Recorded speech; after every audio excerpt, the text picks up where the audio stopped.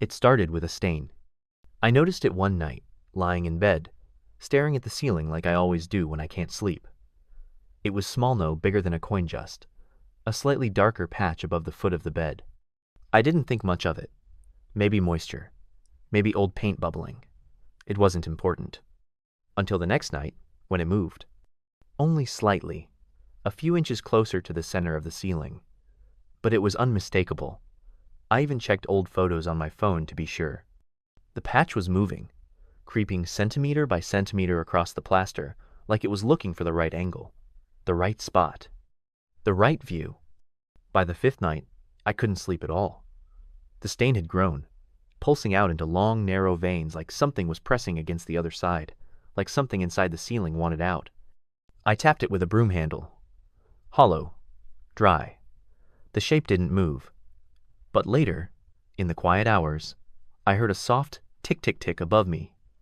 Not rhythmic, not mechanical, organic. Fingernails, maybe. Teeth. I stopped looking at it directly. It made it worse. I started seeing it in reflections. Warped in my phone screen, curling across the microwave door, bending itself into the shimmer of water in the sink. Always above me, no matter where I stood. Not a stain anymore. A shadow, a bulge, a shape pressed against the barrier of the ceiling like a hand against thin ice. Something that knew it was being ignored. So it began watching. I didn't see eyes. I didn't need to. I felt them. Fixed, unblinking, far too high above me to be human. They didn't move when I moved. They didn't blink when I blinked. They tracked me. Calculating, curious. Like I was an unfinished drawing they were trying to complete. I slept with the lights on for a week. Moved my bed to the center of the room.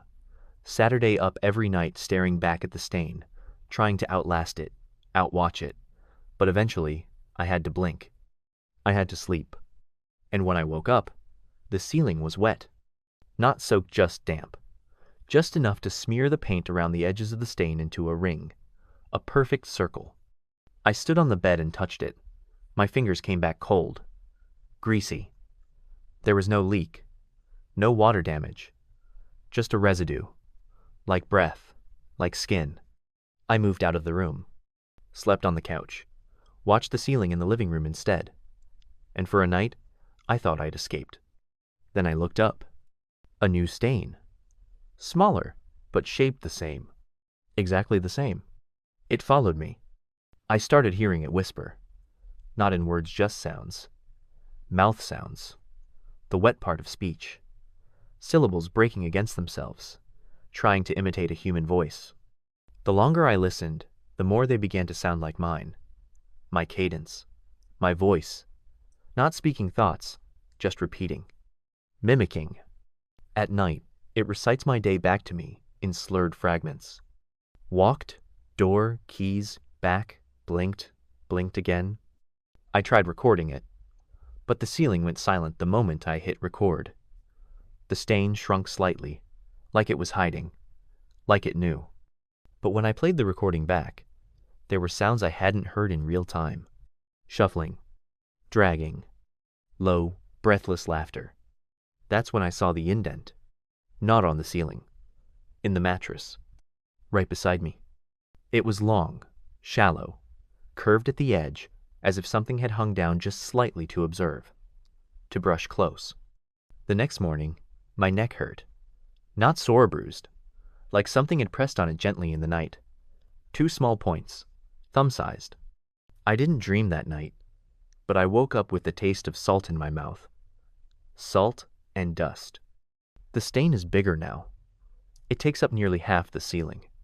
When I lie in bed and look up, I don't see the plaster anymore. I see skin. Something stretched thin. Not pressed against it, but part of it. Like the ceiling itself is hollow, and something long and patient has curled up inside. Waiting. Watching. It doesn't need to move anymore. Doesn't need to chase me from room to room. I've stopped running. Stopped sleeping. The light doesn't help. It just watches in silence, soaking in every breath, every blink, every failing hour I spend awake beneath it. And now, every time I close my eyes, I see a face forming in the dark. Pale, endless, shaped exactly like the stain on the ceiling. It no longer waits for the dark. It watches me all the time now. I used to feel safest during the day. I told myself light was a barrier, that it needed the veil of night, the quiet of 3 a.m. to press through. But I was wrong. The stain was only the beginning. That shape in the ceiling, that barely there bulge pressing from the inside, it wasn't a visitor. It was a seed. And now it's growing through me. The ceiling still pulses, expands when I exhale, contracts when I hold my breath. It doesn't track my eyes anymore, it predicts them. I'll look left, and the stain twitches first. I'll blink, and it darkens in the half-second my vision goes black, like it's pressing through the space between moments. Last night, I tried to leave. I got as far as the front door before the hallway stretched. Not figuratively. I watched it happen. Shadows leaned outward, slow and wet, and the rug beneath my feet stretched like taffy, doubling in length. The walls bowed in gently, then out, like lungs drawing breath. It smelled of varnish and earth, but beneath that, something sour. I stood there for hours, frozen.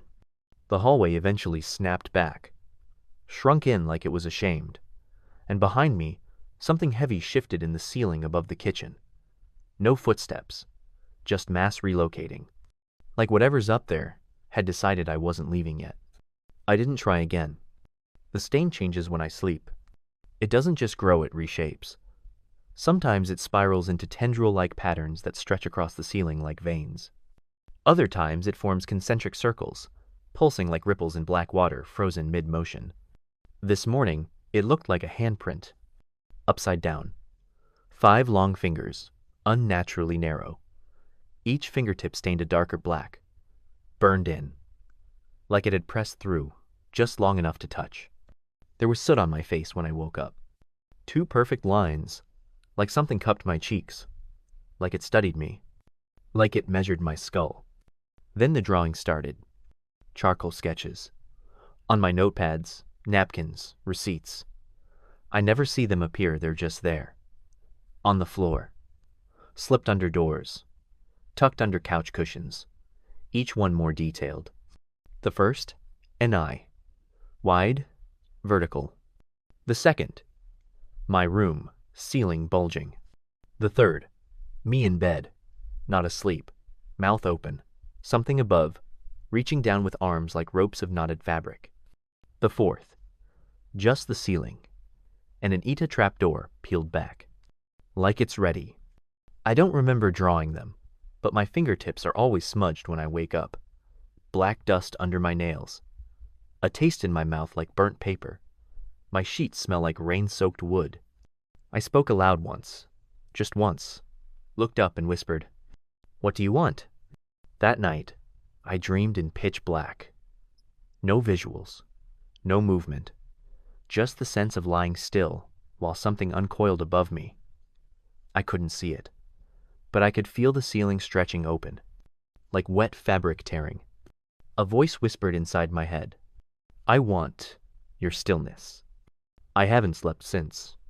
I boarded up the ceiling, bolted in wooden panels, layer after layer, covered everything, screwed in beams, painted it flat white. It watched the whole time. Even with the stain gone, the feeling remained, the pull. And last night, I woke to a new stain, not above me, beneath me, on the mattress. A perfect circle, soaked through, and warm. I flipped the bed. Nothing. Stripped the sheets. Still there. A shape seared into the fabric, like someone had pressed their face through the mattress while I slept. I sleep on the floor now. Doesn't matter. The stain follows. Yesterday, I caught my reflection looking up. I didn't. But in the mirror, I saw myself head tilted, eyes wide, mouth slightly open, like I was gazing at something divine. I blinked. It corrected. But the image stuck. I think the stain is inside me now. Not metaphorically. I feel it behind my eyes. A crawling warmth, a presence folding itself through my thoughts like hands turning pages in a book. I tried writing it out, but the words change. Every I becomes we. Every me becomes it. I'm not the observer anymore. I'm the view. And something watches me from the ceiling every night, not because it's trapped, or distant, or curious, but because it's patient. It's almost done learning how to wear me. And once it does, you'll never look up at your ceiling the same way again.